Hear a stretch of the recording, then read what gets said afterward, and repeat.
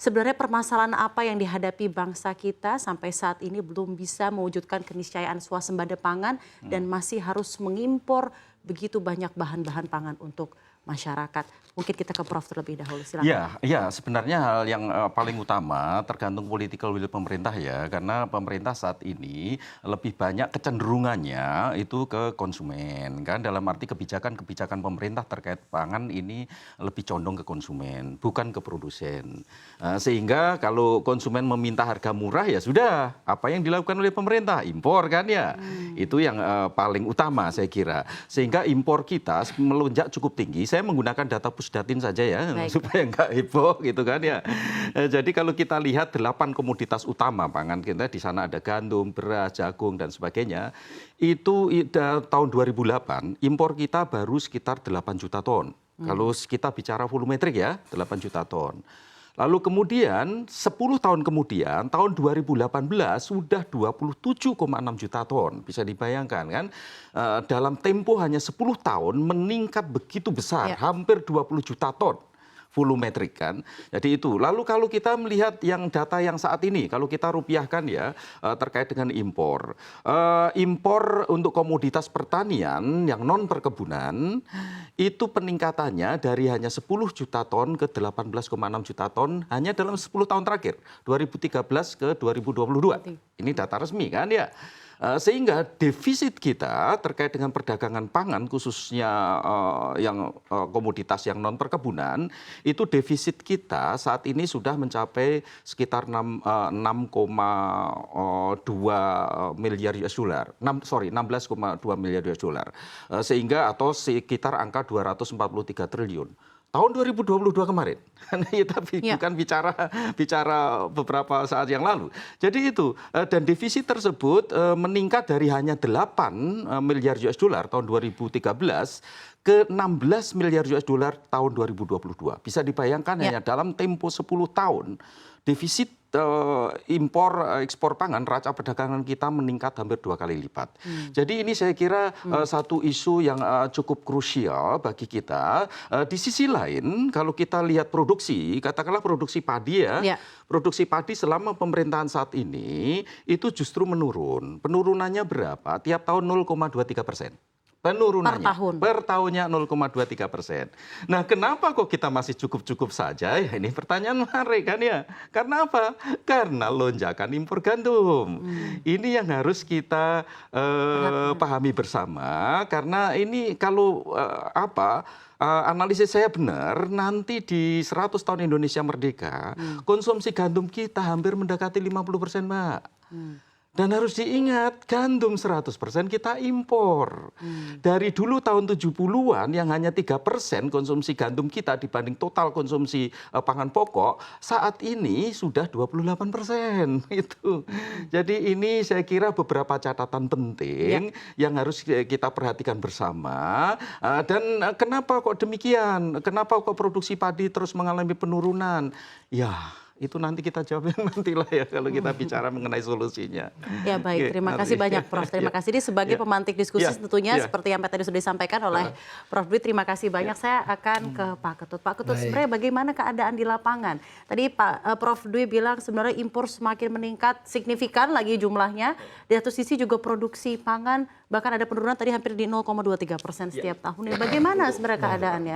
Dan sebenarnya apa permasalahan yang terjadi sampai datanya sampai seperti itu? Baik, sebenarnya kan begini, saya ingin jelaskan juga. Badan Pangan ini kan bergerak di sisi sektor pasca panen ke hilir. Itu poin pentingnya. Kemudian kami memiliki tugas bagaimana menjamin ketersediaan sekaligus menjamin stabilisasi harga. Nah, oleh karena itu salah satu tugas atau strategi kita adalah bagaimana membangun cadangan pangan pemerintah. Nah, dengan cadangan pangan pemerintah yang kuat, mestinya kita bisa menjaga stabilisasi tadi. Nah, memang pada kondisi tahun-tahun 2022 akhir, memang kondisi cadangan pangan kita memang relatif perlu tambahan. Kayak tahun 2023 pun didukung dengan kondisi harga GKP yang begitu tinggi, di mana Bulog harusnya menyerap 2,4 juta ton, kemudian ternyata HPP-nya terlalu rendah dibandingkan dengan kondisi lapangan. Memang di satu sisi dengan APP yang 5.000 kemudian harga di lapangan sampai 6.000 sampai 7.000 ini sebenarnya petani diuntungkan sebenarnya. Ini harus kita apresiasi. Karena apa? HPP dijadikan floor price bagi pelaku usaha sehingga petani mestinya tidak rugi. Karena apa? Sekarang petani dia dengan harga di atas 5.000 rasanya dia sudah memperoleh kenyamanan untuk berproduksi. Apa yang disampaikan Prof.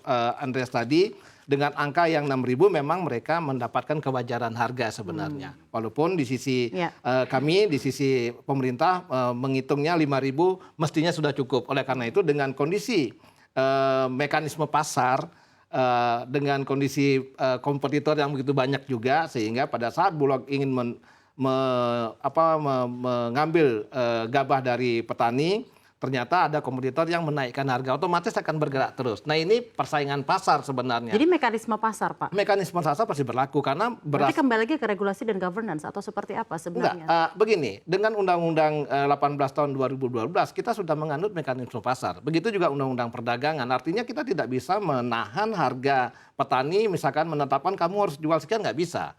Tapi kita bisa mengatur pembelian harga dari pembelian pemerintah. Nah ini dijadikan floor price tadi oleh pelaku usaha. Oleh karena itu Bulog pada saat membeli 5.000, kompetitor pasti membeli di atas itu. Kondisinya seperti itu. Oleh karena itu sementara di sisi lain cadangan pangan kita khususnya beras pada saat itu sekitar 300 sampai 400-an ribu ton. Sangat-sangat tidak cukup. Ya kita harus segera mengambil satu langkah. Di samping memang arahan Bapak Presiden pada saat itu juga untuk memberikan bantuan kepada 21,3 juta KPM setiap bulan 10 kg selama 3 bulan. Ini membutuhkan hampir 630-an ribu ton. Baik. Nah oleh karena itu harus ngambil langkah cepat karena masyarakat yang membutuhkan bantuan tersebut harus segera diberikan bantuan dan itulah salah satu dasar kenapa kita harus melakukan keputusan impor yang terukur. Saya katakan terukur ya, artinya semua importasi yang dilakukan oleh pemerintah ini adalah terukur. Karena tapi sudah benar melakukan produksi pangan memang tidak cukup ya Pak ya di dalam negeri ini. Secara prinsip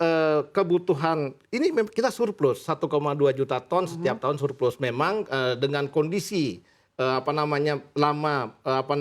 penggilingan padi kekosongan pada tahun 2022, kemudian terjadi produksi, mereka langsung mengambil semua kondisi hasil panen petani, ini kan berebut jadinya. Nah sebenarnya secara prinsip, secara data sebenarnya mereka dalam akhir tahun dengan data KS BPS kita masih surplus 1,2 juta ton. Memang ini masih terbatas karena itu konsumsinya sekitar 30-an juta ton, surplusnya hanya setengah bulan. Ini memang relatif perlu peningkatan sehingga kita memang membutuhkan suntikan dari importasi. Tapi terukur yang saya katakan bukan besar-besaran tapi terukur semua importasi di bidang pangan khususnya kedelai, bawang putih, daging kerbau dan gula konsumsi ini terukur karena kita sudah menentukan melalui neraca komoditas.